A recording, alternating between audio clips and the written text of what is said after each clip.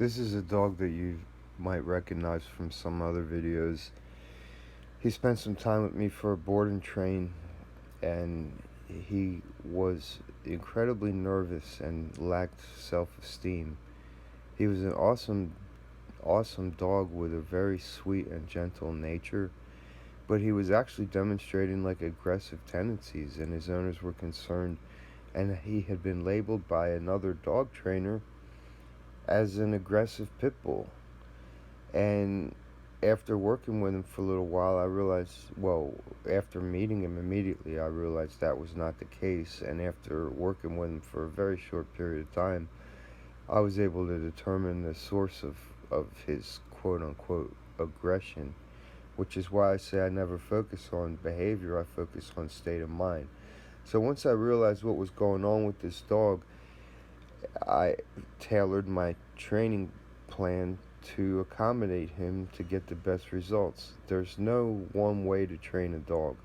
You basically have to work with the dog to find the most appropriate way. So what I did here today in this video was take him to a place where there was going to be a lot of stimulation. And what I was trying to do, my goals were twofold. I wanted him to remain calm and non-reactive, and I wanted him to engage in his nose to uh, explore the environment rather than feeling the need to, literally like run over the stuff, because he wasn't very well behaved on the leash either. He was one of these pull around, always kind of that kind of thing. So I've been working with him already at this point. We got his leash manners dialed in, and he's made a lot of progress at this point. That's why I was exposing him to a new challenge.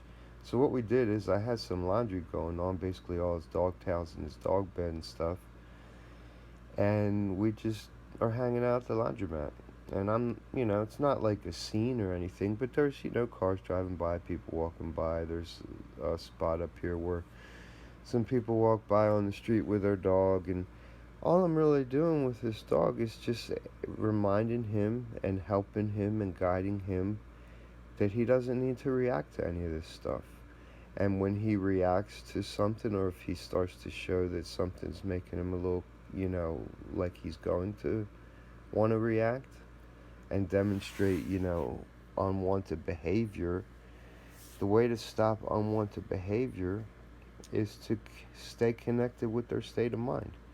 So all I'm doing here, even though I'm filming a video and this and that, my attention is on this dog, and I'm constantly paying attention to how he's feeling. And the moment that he gets a little nervous, I don't try and comfort him the way you would comfort a child who's nervous. I comfort him the way that you would comfort a dog who's nervous. And it's not technically comfort, it's just steady reassurance that there's nothing to worry about. And it's not done through sound, and it's not done through words of reassurance. It's done through energy and body language and like subtle redirections.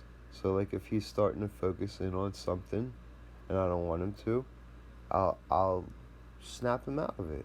And there's lots of different ways you can do that.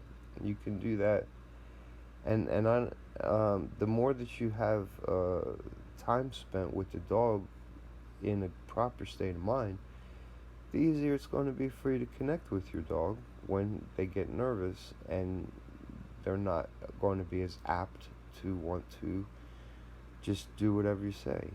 So it's a relationship, and don't ever forget it. You don't fix the dog the same way you fix your car.